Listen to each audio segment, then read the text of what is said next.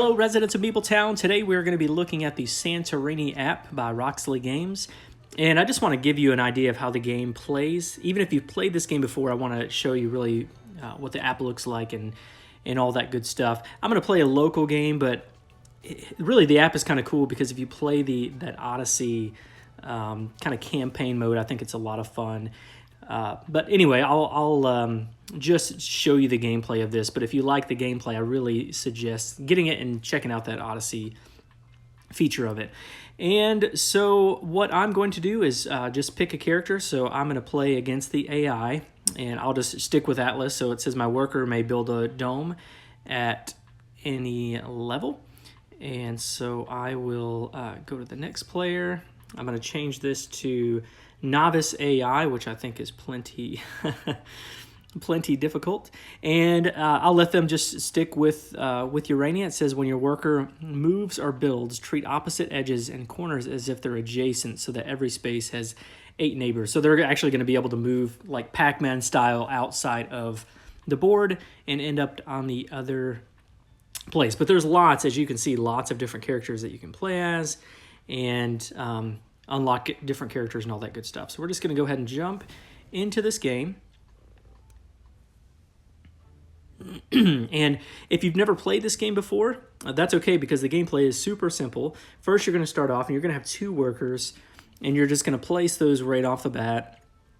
Your opponent will place their workers, pretty much the opposite of me. And then you're going to pick a worker that's going to take an action this time. And what they're going to do is without any special abilities or anything like that, you can move 1 space and you can build 1 level.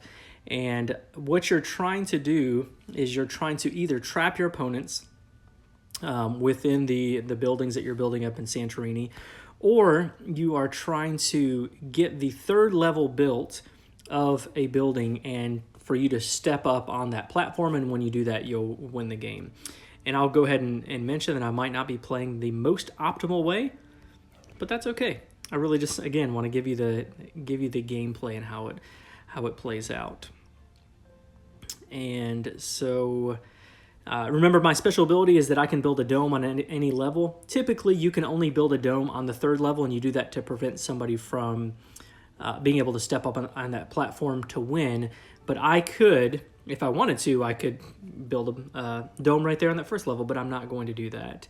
So I will, let's see, I'll just pick this player and do things a little bit different. I'll just build the dome, build a level right there. And remember the special ability, and this is a tricky one that I always struggle playing against, but the character can move outside of the board. Most characters cannot do that, but this one can. And so what helps me, whether this is a good strategy or not, is that I want to try to build maybe more in the center of the board so that they can't take advantage of that as much.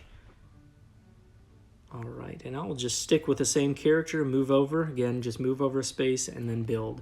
And you have to do those things. You have to move, you have to build. All right, so I will, let's see, and with the app, it's kind of cool that you can move around and get different angles because you really do need to do that. You can move diagonal in this, and you can also move through the buildings in this case. So I will, let's see, I'm going to step over here, and I'm just going to build right here, just for another place for my worker to be able to move. And I'll pick that same character, move up here. I won't commentate everything, I guess, but I just want to kind of give you an idea of what my thought process is. Again, I'm not great at this game, but even with the Novice AI, I've gotten beat. So what I'm going to do is just try to set up a situation where I can move up here. Now, here's the thing. You have to move, you have to build. You can build on any level. I'm sorry. If you're on the ground, you can build up on any level, meaning that in this case, when I build right here, I'm trying to set myself up to move up to that platform. But what they're going to do is move in and build the dome on this to stop me from doing that. or they don't need to. This is not a great way of showing you how to play. They don't need to do that because I forget that they can move across, and they've already set themselves up to win the game. So I would be one spot short of doing that because unfortunately I can't get over fast enough to be able to build that platform for them. So they're going to win very quickly. So this really was not a great way of showing you how the game plays out. But I do think that it gives you an idea. Now, these games can last for a long time.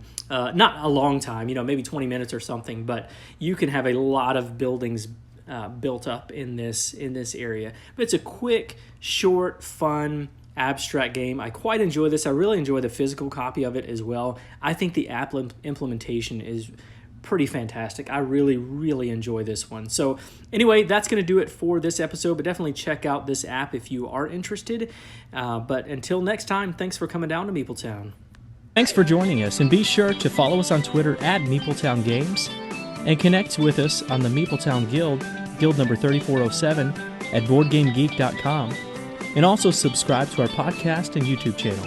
And until next time, thanks for coming down to MeepleTown.